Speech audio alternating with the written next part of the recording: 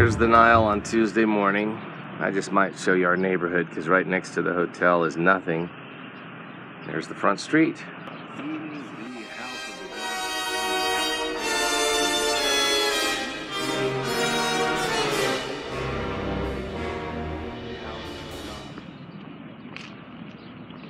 Walking to the Temple of Karnak.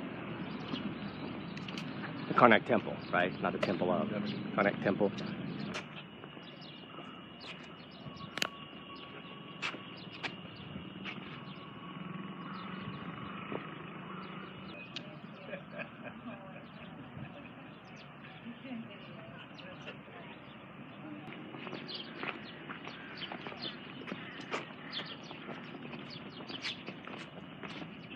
This is Sphinx Avenue leading into Karnak Temple. All right, we're working. The King Ramses standing like the god Osiris. This is Sphinx Avenue. Just so amazing. And the Sphinxes have a ram head, and they represent, we have a lion's body with a ram's head, they represent Amun-Ra, correct? So the first part that they were constructing was the sanctuary, right? Then the hypostyle hall, then the open court, then the facade of the temple.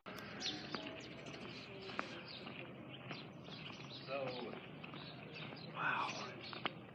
To get the offering from the common Egyptians back in the ancient times. That's why we were not supposed to have pillars here. Okay. We needed more space to get more people. And we were not having a ceiling here to let the sunlight to get inside, right?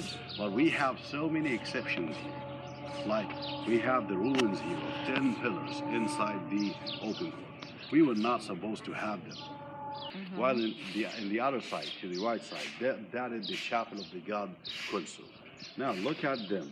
3 of them, belong to the family of the temple. Father, mother, and son. They were using lots of perfumes and incense to have good smells inside the temple. And now he's burning the incense. Look at the incense here, to have a good smell inside the chapel here. And look at the offering here.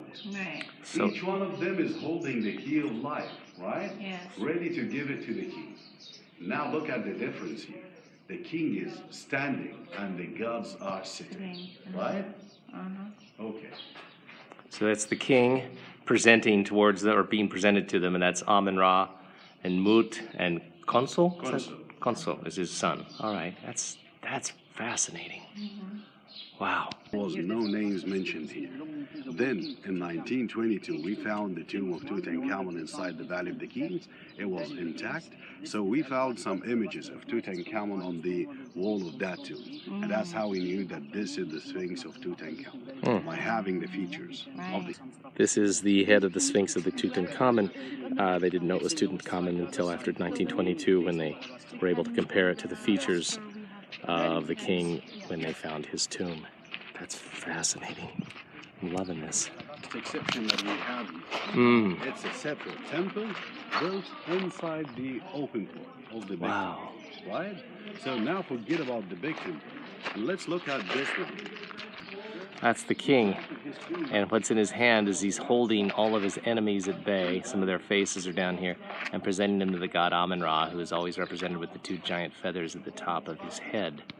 This is Ramses III, where we got the contraband footage in his tomb. He's stepping forward with the left step. It's not because he's stepping into the afterlife. It's because it's a symbol of power to show the muscles. This is actually a smaller temple for the god Amun-Ra off the open court. Out there is the open court where we just were.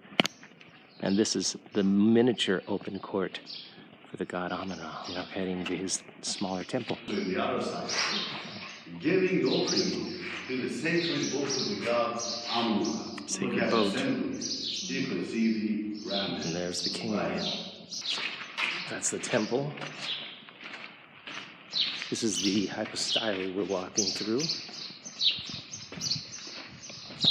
And back to the open court. This is all for the smaller temple for Amun-Ra. We were just here a minute ago. You can see some of the statues up here. And then we're going back into the large open court for the main temple. Oh my goodness. Look at him standing like a mummy with the hands crossed over the chest, having the double crown of Upper and Lower Egypt, and having the nemes here, the royal headdress, just like the golden mask of Tutankhamun, right? Yeah, holding the nether or the flail on the hand here. It was one of the royal tools back in the ancient times. Just to confirm, he married his daughter, and that's her. That's, wow. Daughter and his wife. That was her name back then. This is the hypostyle hall. Hypostyle hall.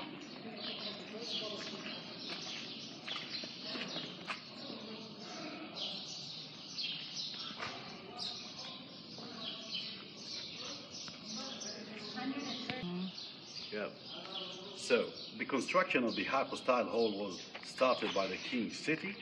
Then it was finished by Ramses II. That's why we have the names of Ramses II are everywhere. Those are the cartouches for Ramses II. I'm not even going to try and repeat the long name. Osermaya trasit ibn Ra. Osermaya trasit. Osermaya trasit ibn Ra. Osermaya trasit ibn Ra. Sort of. Really close. That chunk taken out there looks like the shape of Africa. That's interesting. The king was assembling the army, and he took all of the men outside of the country, and he assigned that man here to be. So this is the king Ramses II again, burning the incense to have his name written on the leaves of the tree of life. And that's the tree behind him. Of the god here. He's raising the fingers like this, giving the order to someone to write the name of the king. Who would be that one? Probably, no, I don't know. The god of writing. Yep. Look at him here. The ibis-headed god. It was the god taught back in the ancient Egyptian, a god of Egypt in the second life. Okay, that's the god Tod writing Ramses II's name on the tree of life. And those hands are the stylus, him holding the pen, or the stilo, and the leaf. That's amazing. That's just obelisks. Obelisks to Hatshepsut. Oh, wow.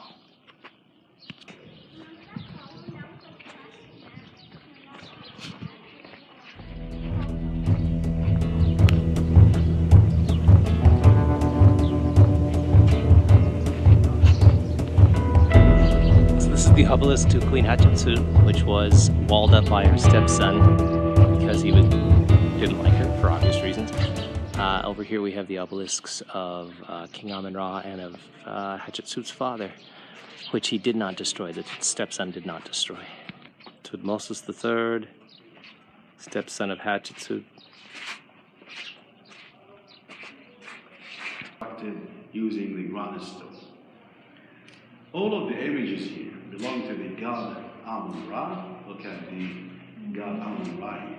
Now, this is Amun-Men, the god of fertility. This one is that one. But these are god Amun-Ra. Human body with two pillars on the head, two legs, and two arms. Right? Look at the rest of the ceiling on the other side. Ancient Egyptian colors. So this was, as you put it, just a second. As you put it, this was literally the bedroom of the god. The bedroom of the god. Yeah. And they would come in here to sacrifice to give offering and make sacrifice on that altar. That's why we have the altar right there. Wow. That's the east gate. And this is where we've come from, all the way through all those other rooms.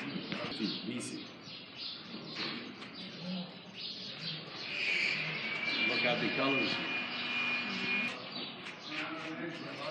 Wow.